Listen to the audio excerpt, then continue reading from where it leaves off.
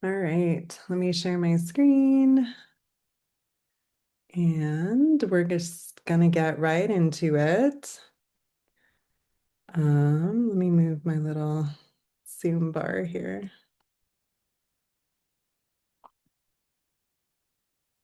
Okay. Okay, cool. Last but not least, I'm gonna put my AirPods in. So welcome to investment account options for kiddos. Let me do one last thing. So, whoops. My name is Celestina Brozek-Wild, and I am a licensed financial strategist. I'm an agent with Vortex Financial Collective. And the way that I started working with Vortex is actually I was a client first. And I remember one of the things that made me want to be a client is I really wanted to figure out how to set my kids up because I was struggling with financial insecurity and it felt so not good that I really wanted to make sure my kids did not go through the same thing. But I was really confused about the right way to like set up accounts for my kids, what was legal, what was not, like what even all the options were. So I basically created the presentation that I wish that I had had just to help really like clarify stuff from a high level view around like what my options were to set my kids up. Let's get into it. Okay. I am going to go over a number of different accounts, but I think just some basic investment stuff is also really important to go over. Um, I think one of the things that can happen to all of us is putting this stuff off. Like, oh, now's not a good time. I don't have the money. Or like, oh, my kids are just little. Like, we'll get them set up when they go to college. Um, and it turns out that like, oh, I can admit people. Okay, cool. Um, the most important variable when it comes to investing is not knowledge, it's not experience, it's not even money. Like, I think some people are under the impression that you need like a certain amount of money in order to be a successful investor. It is 100% time because of the way that your money compounds. Um, all of this to say, and I'll show you some examples on the next slide. Like, really, the earlier you start, even if it feels really imperfect and confusing, um, in my humble opinion, the better.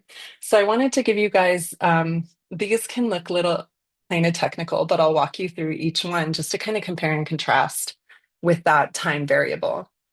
Um, if you want to run your own calculations, there's investment calculators all over the internet. You just have to Google investment calculator. I think this one that I grabbed these screenshots from is one of the first ones to show up. So what I was saying around not needing a lot of money, that's this example here. So even if you just start with like $100, I did put 60 years here. So let's just say like the minute your baby is born, you start with a seed of $100. We're assuming a 10% return rate. The reason I chose that is over the last 20 years, the stock market has been averaging at around 11. Conservatively, some people put 7, whatever. I did 10. And then your additional contribution is just $10 a month. It's basically like one latte plus tip a month. And you can see that your end balance is almost $500,000.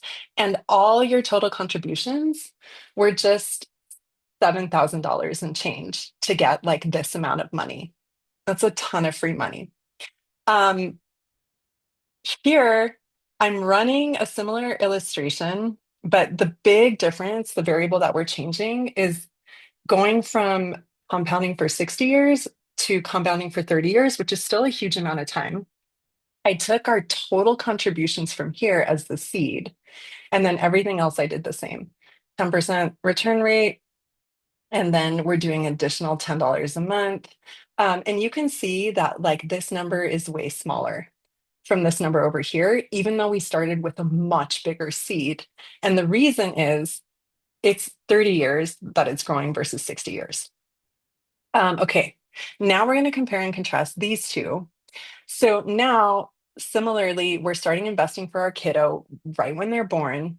We're doing a slightly bigger seed, $1,000. And then we're doing a slightly bigger monthly contribution, but still nothing crazy, $25 a month. And now you can see our total contributions were 18K, but our kiddo is a millionaire by the time that they turn 60. Um, One final compare and contrast, again, just to see like how important like even 10 years is. So this is all set up exactly the same as over here, except for on this final fourth illustration, we're running it for 50 years instead of 60. And you can see that that last 10 years, if we did 50, then your kiddo has about $500,000. If we just let it compound for another 10 years, it grows to this much more. So just illustrating how important time is. So don't sit on setting something up. Okay. Um, Again, just basics. These are vocabulary words that are important to know because the type of accounts that are available for you are going to have different types of growth. So fixed growth is where we have some kind of interest. Like usually it's a smaller amount, but it's kind of guaranteed. Or if it shifts very slowly. And we see this type of growth in high yield savings accounts. So these days you can get an account with an interest rate of like 3 to 4%. So it grows over time, but it grows at that 3 to 4% rate, which, for accounting for inflation, which we calculate at 3%, it's almost like it's just negating inflation. And the next type of growth we have is variable. This is the type of growth that you see in the stock market. Um, this kind of growth can get very high. Like there have been years where the stock market has had returns of like 26, sometimes even 30 something percent, but it can also go very low. There's been years where the stock market has dropped like 19% or 20 and change percent. So this is really volatile. It's all over the place, high highs, but also low lows. The last type of growth, and I feel like fixed and variable people are familiar with, indexed is something unusual that not a lot of people have heard of. So, index growth is actually a combination of fixed and variable. It's dynamic. And what happens here is it mirrors what the variable market is doing to an extent. When the variable market is having positive gains, indexed growth works just like variable. So, you can see rates of growth that are higher than fixed, like 7, 10, 16, whatever percent. However, when the variable market goes into a downturn and starts returning negatively, then this type of growth converts to fixed at a 0% floor. So it's not growing, but it's not taking the losses that variable markets are taking. And this type of growth we see in life insurance products. Life insurance products, and we'll learn a little bit more about this in the presentation, can actually be used to build wealth. And not a lot of people are aware of that. But they do have this beautiful indexed growth. So if someone is very risk averse, or if the market is beginning to destabilize, then this can be a really great option. Okay, promise we're going to get into specific accounts soon, but another type of kind of different categories that we need to go over because they differ based on the type of account is how is your money going to get taxed? So there's kind of three different options here. One is just normal taxation, where whatever the account is, you're funding it with post-tax dollars, and then you're also paying taxes on the interest and the gains. So both your contributions and the growth are taxed. Next is tax deferred. This is what we see in a lot of retirement accounts like 401ks. So these accounts are actually usually funded with pre-tax dollars. Um, then as the account is growing, as the money is like marinating, it's not taxed. However, once you reach whatever age you're retiring at and you begin to withdraw from these retirement accounts, that's when you pay taxes. So it's tax deferred, and basically the bill does come due. So contributions and growth are not taxed until withdrawal, upon which they are taxed. The final type of tax treatment is tax advantage. Sometimes people say tax free. Your Roth IRA um, falls into this category. You're funding the account with post tax dollars. The growth is not taxed. And also, when you withdraw, it's tax free as well. So, another way of saying this is that contributions are taxed, but the growth is not, and the withdrawals are not. So, generally, tax advantage is kind of the most optimal tax treatment that we want, but it's also kind of um, a rare situations, basically Roth IRAs. However, speaking of life insurance as a wealth building vehicle, there is a way to leverage using life insurance and getting this kind of tax advantage or tax free access to your money. Okay, so a quick overview of the accounts that I'm going to go through today. So, in the taxable category, there's basically custodial brokerage accounts where you're selecting investments, you're managing the account for your kiddo, you're handing it over, and that's taxable. So contributions and growth are both taxed. Fidelity has a cool youth trading account. We'll talk more about that. It's similar, it's a brokerage account, but you're not actually managing it. Your kiddo is managing it and you're overseeing it. High yield savings account is an option. And then special needs trust, which is a little bit outside of the scope of this presentation, but worth a mention. Um, Tax deferred. No one's heard of Trump accounts. Have you heard of Trump accounts? I'm going to explain these to you, but this is kind of a funky situation. It's a pilot program right now. We'll get more into it. It's tax deferred up until age 30. We'll talk about that. And then lastly, tax advantaged. 529 plans are tax advantaged. The Roth IRA, um, this account called an ABLE account. This is for people who have disabilities, but again, worth a mention. And this IUL stands for Index Universal Life Insurance. This is another way to get tax advantage access to your money. So we'll go over these in more detail.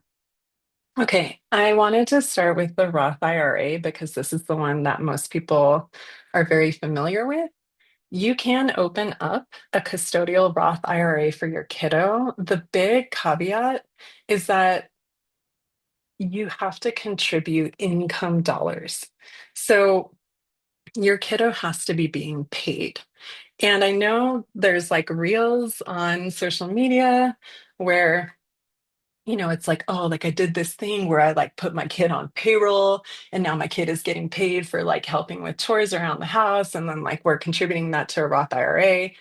Um, it's it's a legit way to do it, but I really want to say it has to be a fair wage. So you have to be paying your kiddo fairly.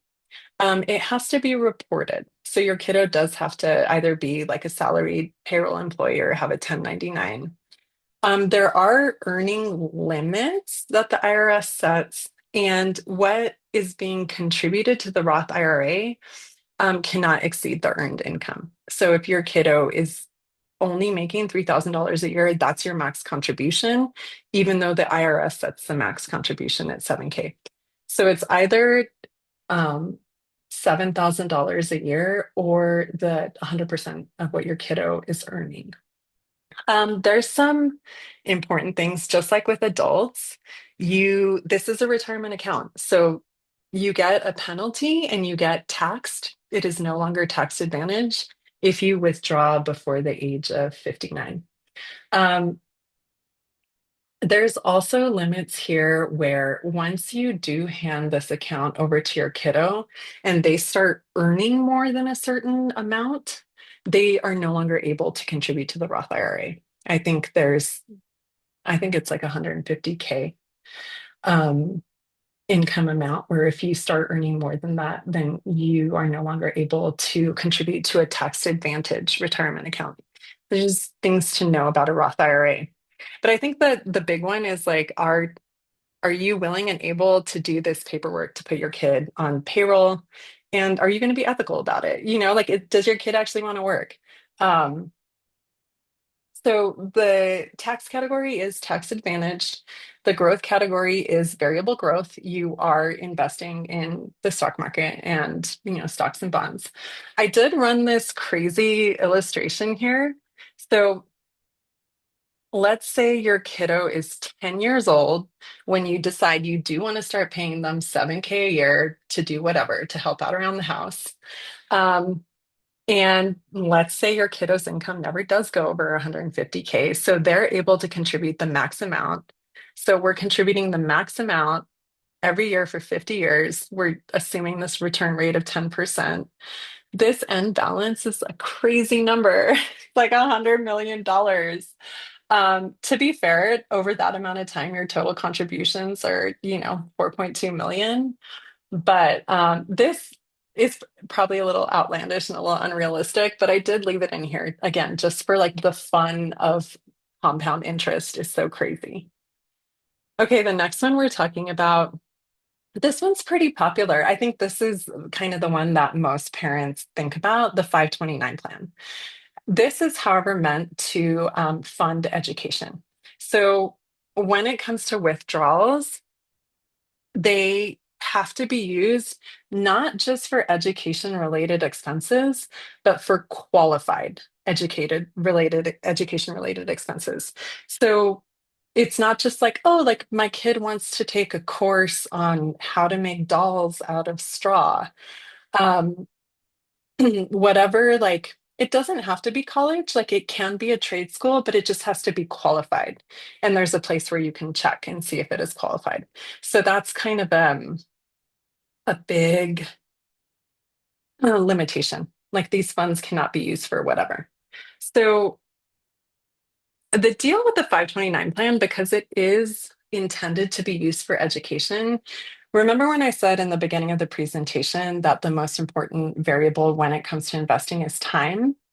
We are kind of limited on time here unless you want your kid going to college when they're 60 years old. So in this calculation, I'm assuming that we set up the 529 plan the minute our kiddo was born. We're letting it compound for 18 years.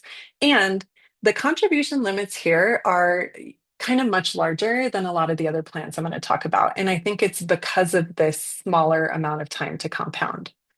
So, the way a 529 plan works is there technically isn't an annual limit. Um, but if you contribute more than a certain amount, you are subject to a gift tax. But I think these contribution amounts before getting subjected to the gift tax are pretty big. I think it's like 180K per year if you're a couple. So a pretty large amount. There's also this option to super fund where you can basically max out the account in the first 5 years. That being said, this account does have a cap. Each state has like a specific limit for the total amount of contributions. Because I'm in Colorado, I'm telling you Colorado's number. It's 500K in Colorado. So you can actually not contribute more than 500K in Colorado. So the illustration I ran here is using that like max annual contribution for a couple, 190, 180, it's somewhere around that.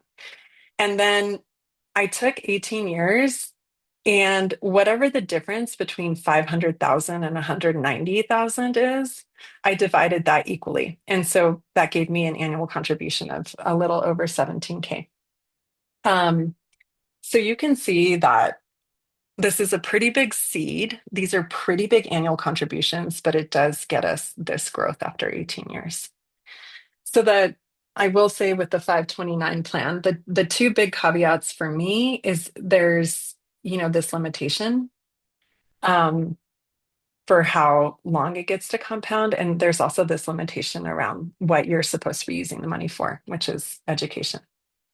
Um, okay. Our next option is just a custodial brokerage account. So this is just a general investing account um, that you are managing for your kiddo. And you do have to hand over to your kiddo the minute they hit the majority age, and that varies by state. Same thing with the Roth. You do hand it over to your kiddo the minute they hit majority age.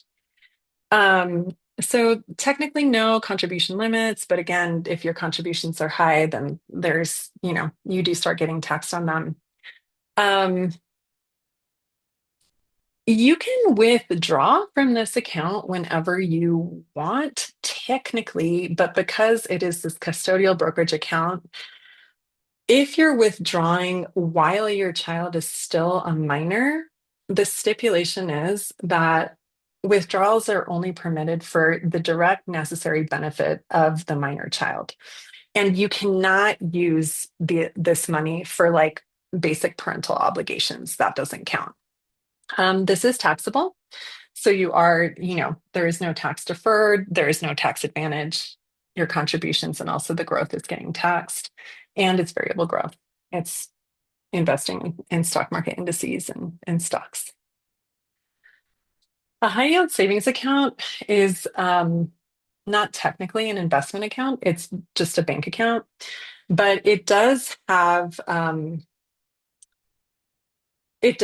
the variable aspect, and I don't think it has like the intimidation aspect that investing might have. So it's a bank account. You put in as much money as you want. Again, if you're putting in tons of money, there might be taxes triggered. Um, again, technically not any withdrawal limits, but like if you did set up this account for your kiddo, then like, I don't know, ethically, like if you're pulling out money to buy stuff for yourself, I don't know, moral dilemma. The big thing here is that the interest rate is going to be a lot lower than you'll see with variable growth. So I remember, I want to say many years ago now, I opened a high yield savings account and the interest rate was 5%. That has kind of slowly dropped over time. Like this isn't a guaranteed rate, but again, it's not going to change with the swiftness and volatility of the market. These days, like 3.54% is kind of what I've been seeing is the best that you'll get.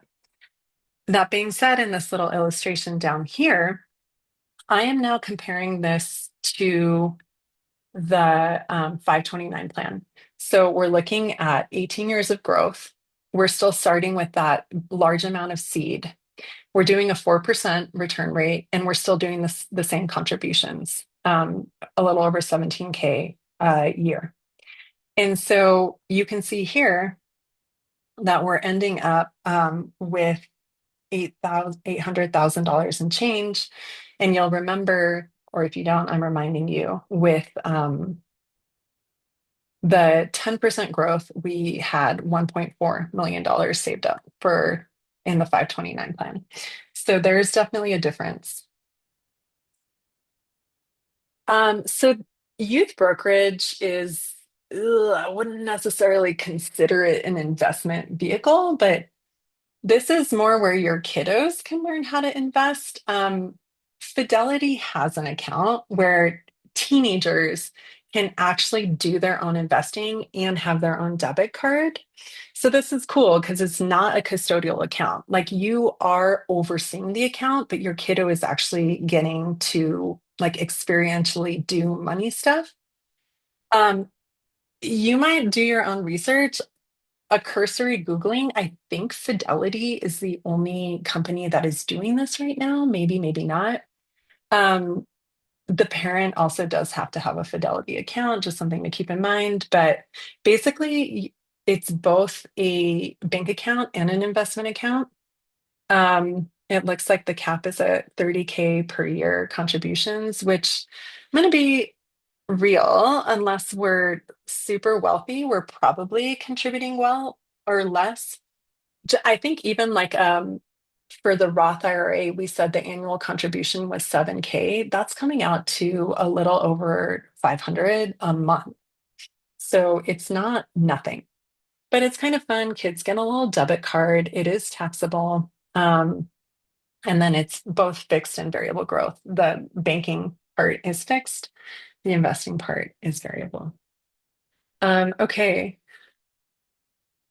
I really feel like now is the time to just be aware that index universal life insurance is a very viable, tons of pros, wealth building option for your kiddos. The reason people don't see it as an investment vehicle is you're not actually allowed to use the word investing when talking about an IUL. But it is a very potent, robust life insurance policy that has tons of flexible advantages, including building wealth. So that's why when I talk about the IUL, I'm going to use wealth building instead of investing. Um, so contribution limits here, this shifts a little bit because now we're actually taking out a life insurance policy on our kid. And so how much you can pay into the cash value, which is the part of this life insurance policy that is actually growing and making money, depends on how you design the policy. And one of the like critical numbers when you're designing the policy is what do you want the death benefit to be?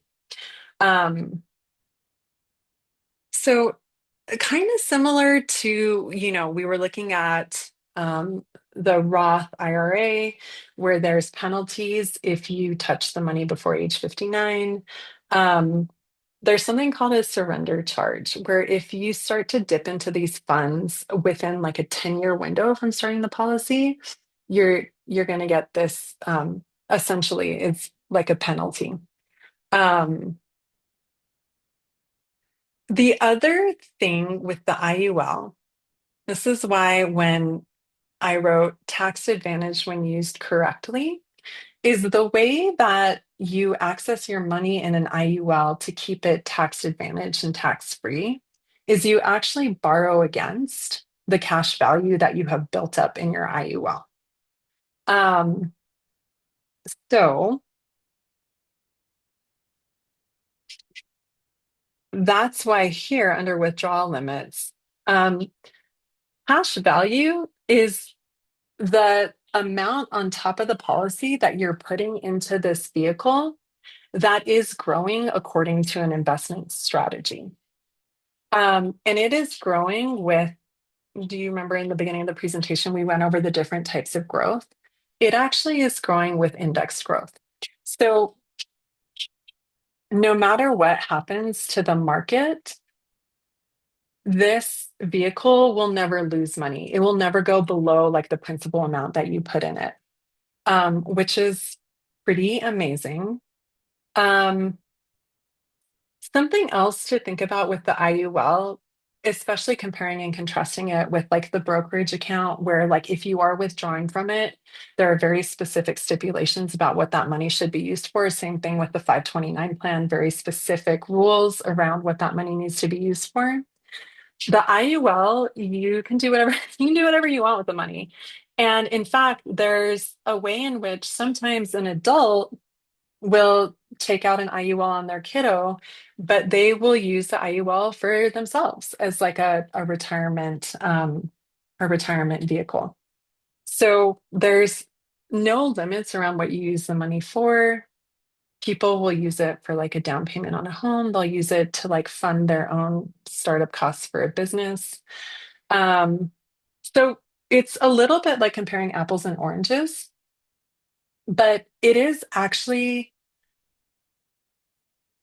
a very like this is full disclosure, this is what I ended up doing for my kids when I was kind of evaluating this stuff, is opening up IULs for them. So it's something to consider. Okay, let me just go over these next few are like a little bit like what's the word that I want to use, might not be like as widely applicable. For example, the ABLE account is for people or kiddos who have significant disability. They have to be receiving SSI from the government. There's all sorts of eligibility like checkpoints that you have to meet. But this is cool because this allows disabled people to save money without losing that eligibility for state and federal assistance. So this is actually tax advantaged. Again, variable growth, um, pretty sweet contribution limits. Um, and then there is this caveat, must be used for quote unquote qualified disability expenses. So you can look more into like what that entails if this is something that you think would be a fit for your kiddo. Special needs trust is not an account per se. I did just want to mention that this is something, again, if you have a kiddo with special needs to look into, but this is kind of beyond the scope of this presentation. It requires a lawyer to set up. There's all kinds of complex moving parts that will then kind of fill in these blanks. Like what taxes are going to get paid, all this, like how much money is in there, like what the withdrawals look like. So again, this can just be on your radar if this is the type of kiddo you have, but I'm not going to go too much more into it. This one is hilarious. I didn't know about this until I started researching for this presentation. So this is currently being run as a pilot program. So for now, we have a very specific window.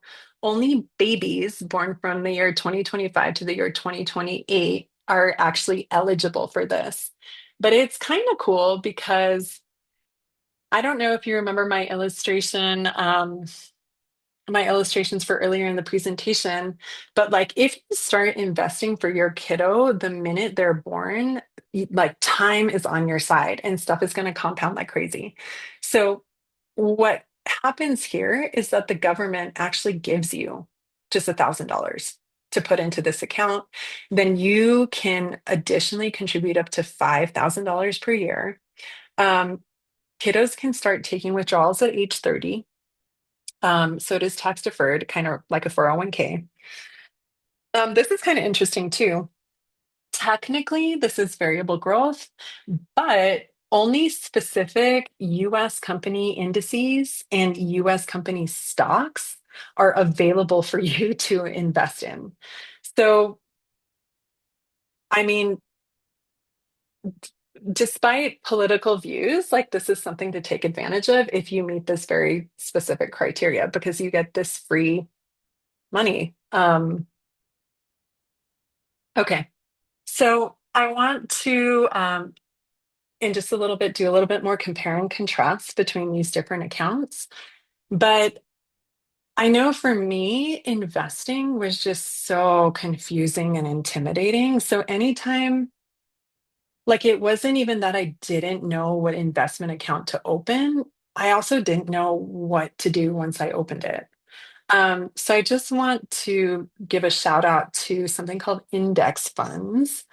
Basically, index funds were invented in the 1970s when people began to notice that if you had an active money manager that you were paying to manage your investments, it was actually very rare that the money manager would outperform the average stock market performance over all the stocks.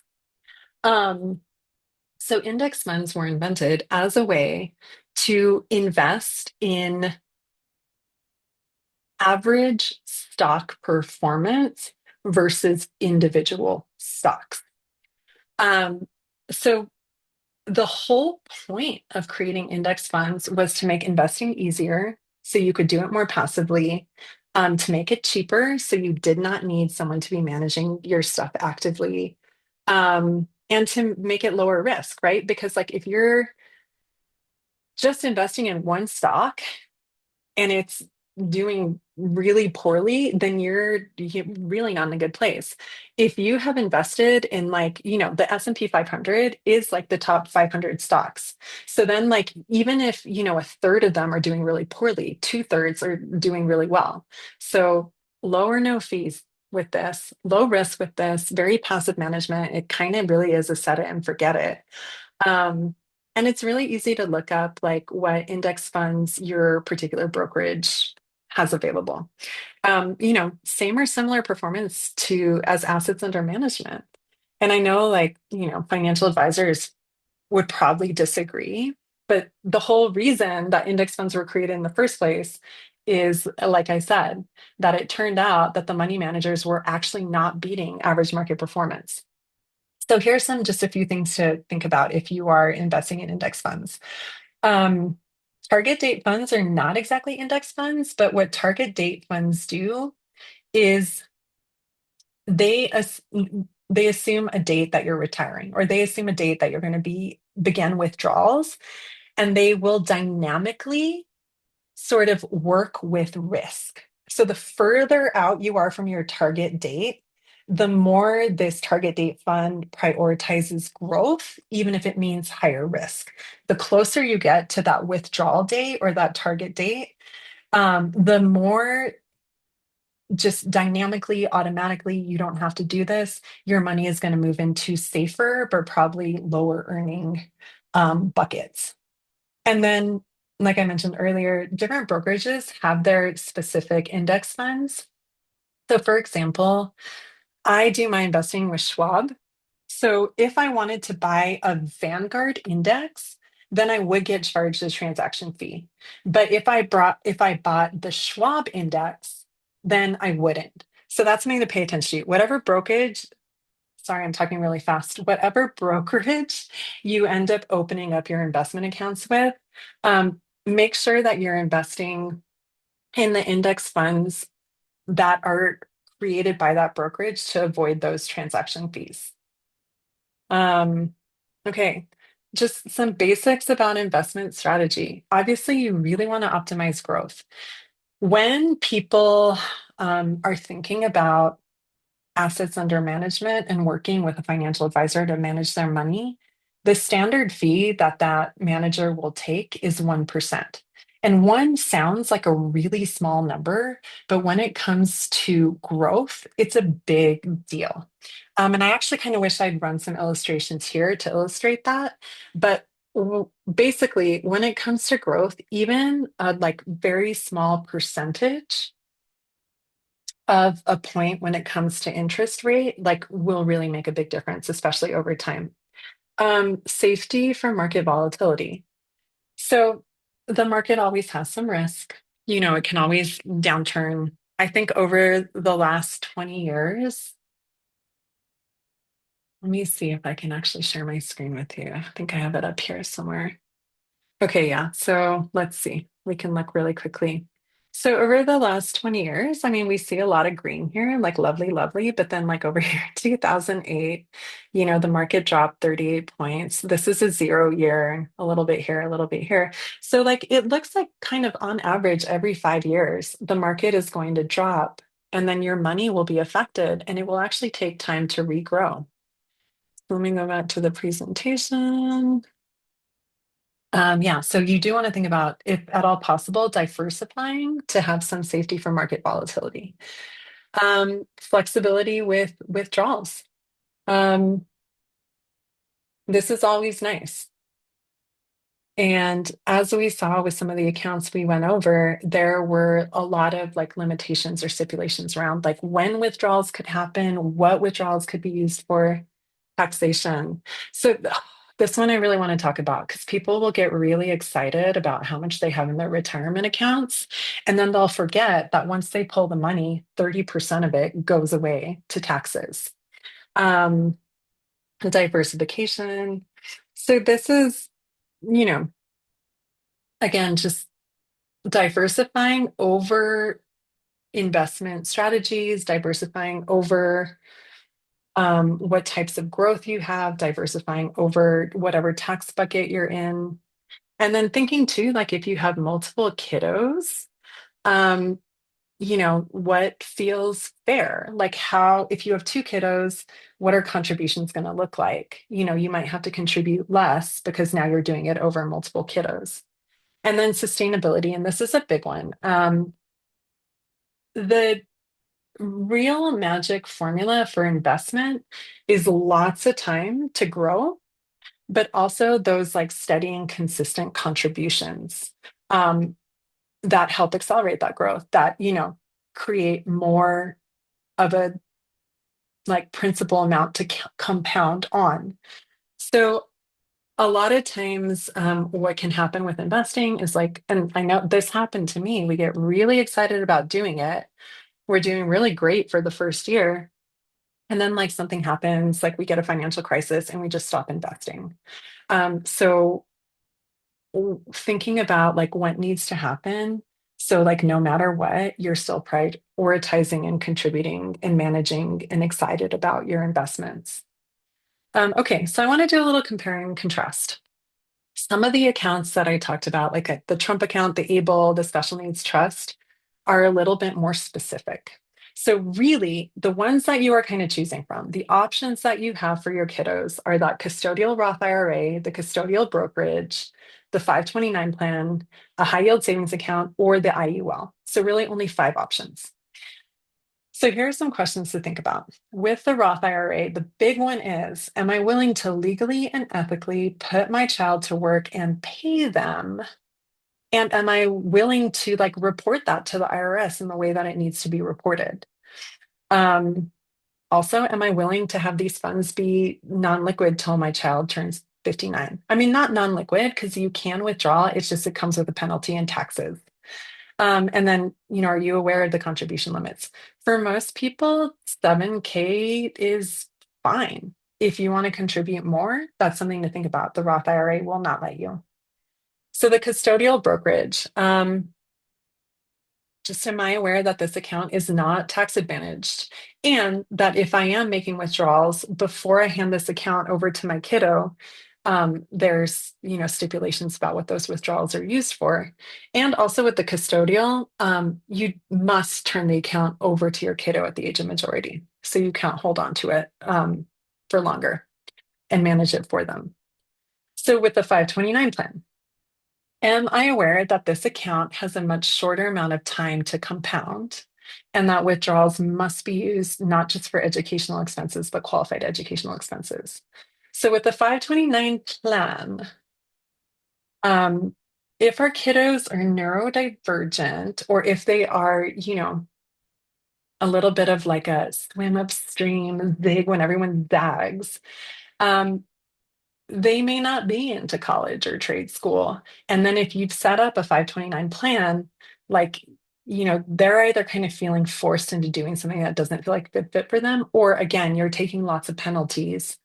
Like you do have access to that money, but you will be penalized if you use it for something other than qualified educational expenses. High yield savings account. Um, this is like, it's safe and simple. It's safe and simple compared to everything else, but you're not getting that super high growth potential that you're getting with variable accounts. You're also not getting guaranteed the interest rate that you open the account with. Like I said many years ago, I opened a high yield savings account at 5%. And I think today it's like 3.1%. So it did shift down. And like I was saying earlier, when it comes to interest rates, like a whole percentage point is a big deal. In fact, even a fraction of a percentage point is a really big deal. And then just keeping in mind that inflation in and of itself is 3%. So high yield savings account, you're basically almost just balancing out inflation. With the IUL, so you do have the surrender charges if you decide to dip into the cash value before 10 years is up. With the IUL, you actually have different investment strategies that you can choose.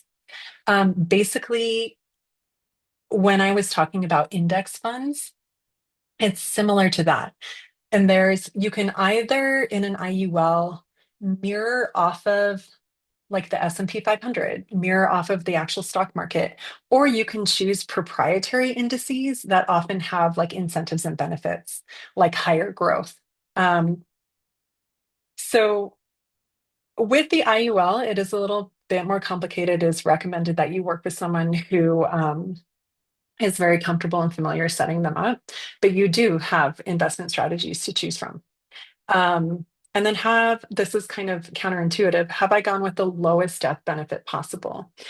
You're wanting to find a sweet spot where you're getting to contribute as much as you want to per year. And also, you're wanting to minimize the amount of that goes into just paying for the policy. And then lastly, am I okay with the commitments to pay the policy? So one of the ways that the IUL differs from all these other plans is that in addition to getting the wealth building aspect and the flexibility with withdrawals and that like really lovely tax advantage and that really lovely access to index growth, is you are actually also getting access to like a really sophisticated life insurance policy. Where your kiddo, once they turn, I believe, 21, can add all sorts of amazing riders for themselves, like long-term care, um, like getting access to their death benefit if they have like a chronic or a terminal illness. So there's lots of kind of bonuses with an IUL. Okay, so I did mention before I'm biased. I'm going to be really open about that. I just want to do a little compare and contrast with the IUL versus, these other four that are the ones that most of you are going to be choosing from, unless you have a special needs kiddo or unless you have a baby that was born last year or this year.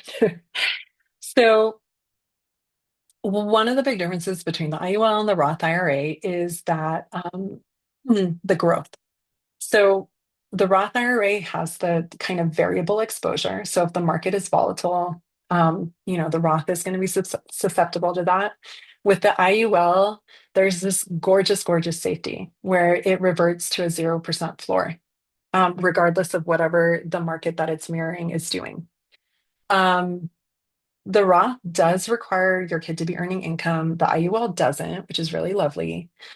With the IUL, you're penalized if you begin to dip into the cash value before 10 years from policy open is up. With Roth, you have to wait until age 59. So the other really cool thing that the IUL does is if you are accessing the money in your IUL through that loan method, where you're taking out loans against the cash value, the IUL continues to grow as if no money was taken out because no money has been taken out. You've just borrowed against it. So that's where you get that gorgeous compounding.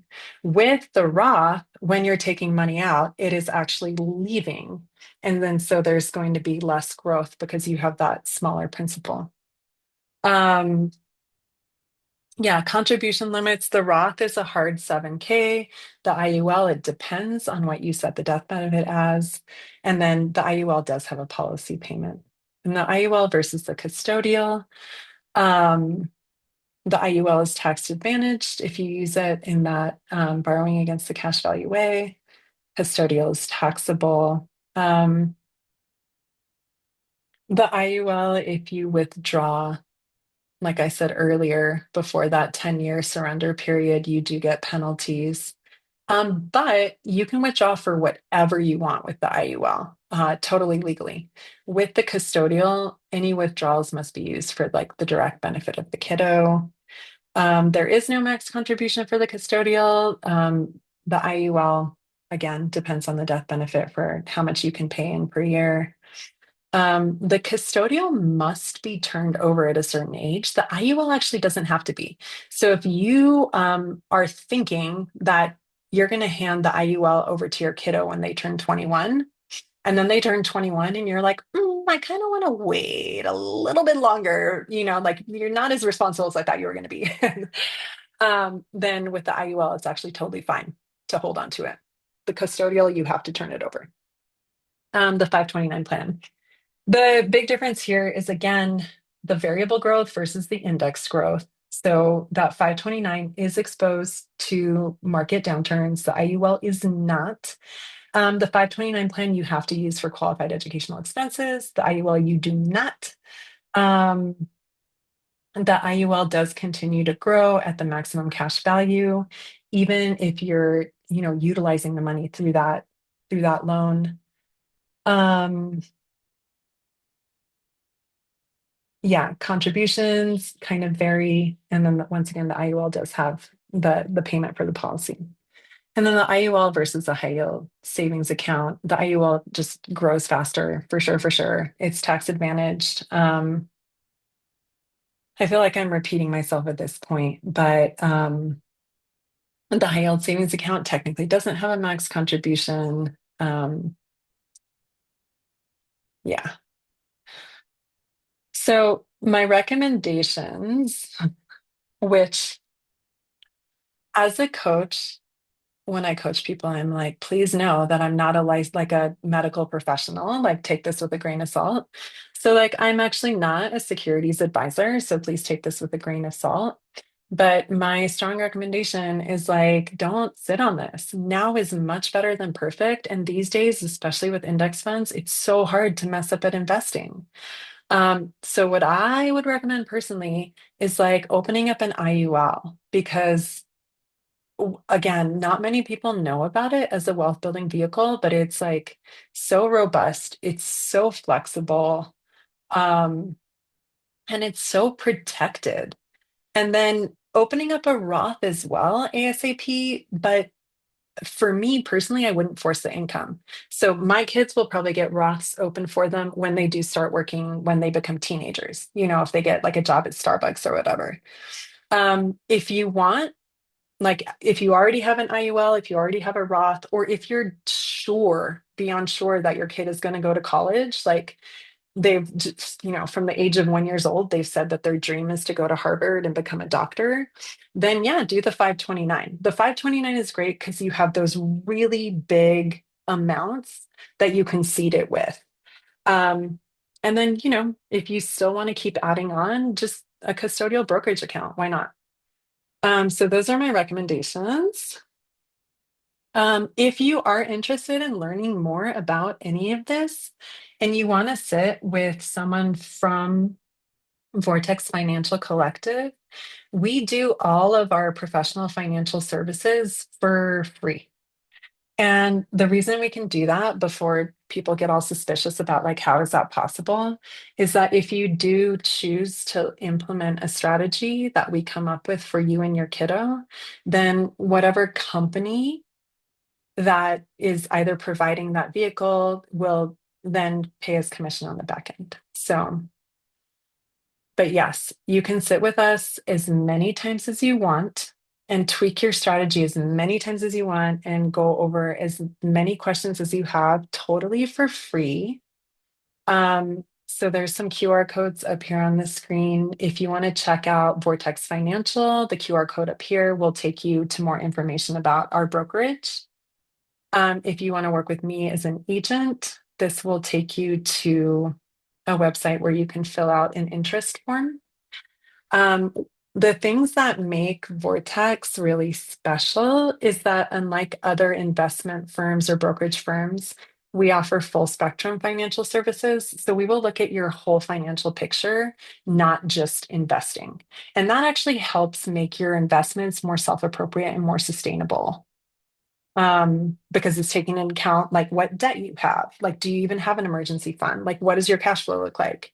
I'm not going to tell you to like front load a 529 plan with 190K, if you only make 50K a year. Um, so we do both insurance and investing. So if you do want to do this gorgeous hybrid strategy of an IUL plus a traditional, stock market account, we can help you with that. Matriarchal and relational, we really do run on a matriarchal model where it's so like integrity is so important, reciprocity is so important, being trauma informed is really important. Um, so that means that we go at your pace. If you're feeling flooded, you can just say, hey, like I actually want to take a break. I want to, cut this call early. And then also there's never, ever, ever any pressure to implement our strategies. You will never get any of that sort of like, oh, well, like if you don't act now, then it's going to be more expensive next year. No, no, no. And then lastly, like I said, our services are complimentary and we do get compliment or compensated through implementation. Okay, let me, the doggy came to say hi. We are kind of at the hour. So if you need to go, you can go. If anyone has any questions, feel free to ask questions. Oh, thanks, Carrie Birch, who says in the chat, fantastic. Any other questions? If not, we can totally wrap. Hey, Cora, do you have a question? I do have a question. Yes. With that very awesome IUL that you were describing, is there a point in time where the percentage of growth that you've earned can pay for the premiums? Yes, there is. At some point, the policy will be paid for, and you can keep the policy in effect. I think this is what you're asking, um, without any additional contributions. Is that what you were asking? Okay. Yeah. Yeah, that is the one difference with investment accounts versus life insurance is that you do actually have that policy payment, which can kind of feel like, oh, it's kind of a bummer that this money isn't going into, a wealth building place. But part of what that premium is paying for is that index growth. So the way that I sort of thought about it for myself is like, on any given year, like I think I once ran, here, I'll pop us over to, let me share my screen. This this illustration here. I think I was looking at 2008. So say that I had had $1 million at the end of 2007. At the end of 2008, that would have dropped down to approximately $600,000. So I would have lost $400,000. If I had had that in an IUL, yes, I would have been paying like policy payments, annually or whatever, like my premium schedule was. But there is no way that I ever would have just lost $400,000. So in some ways, like you can, that's kind of how I conceptualize it is like, yeah, I'm paying a little bit to keep the policy open. Um, but I know that, and I think when I did the calculation here, in order just to make my money back to $100 million, it would be another 5 years. So I think it was like from 2008, maybe like 2012, 2013 is kind of where I got back up to where I was in 2007. And so the IUL protects about against that sort of, market downturn and that like very real financial loss. So it's to me, it kind of almost feels like I sometimes conceptualize it as a wash. Like, yeah, I'm paying for the policy, but then what I'm also paying for is that I will never lose like a huge chunk of money, if that is helpful.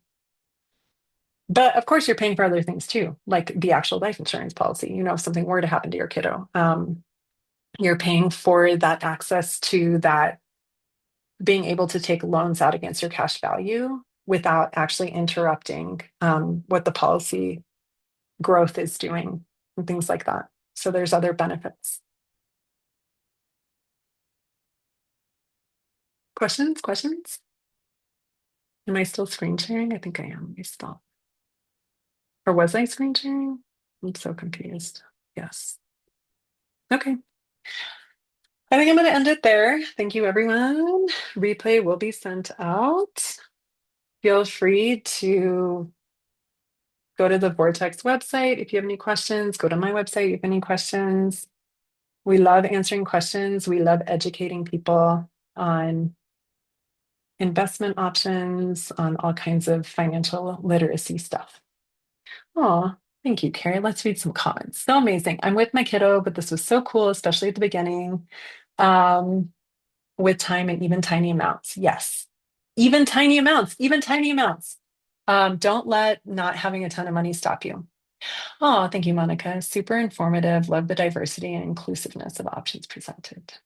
Thank you guys so much for coming. I'm going to end it. Oh, thank you, Cora. All right. Bye, everyone.